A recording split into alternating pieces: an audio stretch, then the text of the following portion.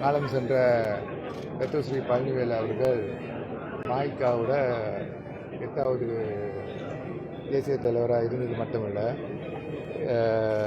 ஒரு நல்ல மனிதன், ஒரு ஒரு நல்ல தகப்பனார்.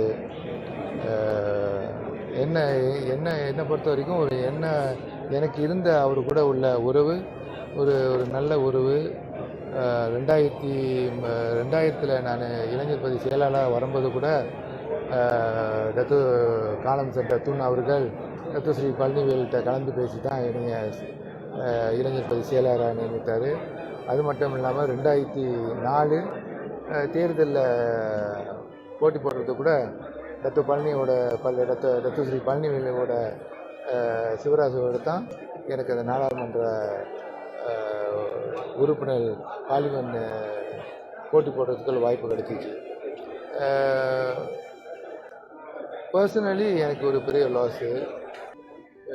அது மட்டும் இல்லாமல் கடந்த காலமாக அவர் உடம்பு நல்லா இல்லை ஒரு சூழ்நிலையில் நாங்கள் கலந்து அவர்கிட்ட பேசி பழகிறதுக்கு உள்ள வாய்ப்பும் இல்லை. ஆனால் என் சார்பாகவும் சரி, மாய்கா சார்பாகவும் சரி, என் குடும்பத்தை சார்பாகவும் சரி, இது ஒரு இழப்பு தான். ஏன்னா அவர் யாரு கூடயும் ஒரு பெரிய பகை வச்சதில்லை. எதுவுமே அவர் வீடு வரைக்கும் அந்த பிரச்சனையை கொண்டு போகிறதில்லை. அப்பப்போ நடக்கிற பிரச்சனைக்கு அப்பப்போ பேசி அதெல்லாம் விடுங்கங்க, ஏங்க பெருசுப்படுத்துறீங்கன்னு சொல்கிற ஒரு இயல்பான ஒரு மனித பக்கம் உள்ளவர். அவர் குடும்பத்துக்கும் அவர் கூட இருக்கிற சொந்தக்காரங்களுக்கு எல்லாமே மாய்கா மூலியமாகவும் என் குடும்ப சார்பாகவும் அனுதாபத்தை தெரிவித்துக்கிறோம்.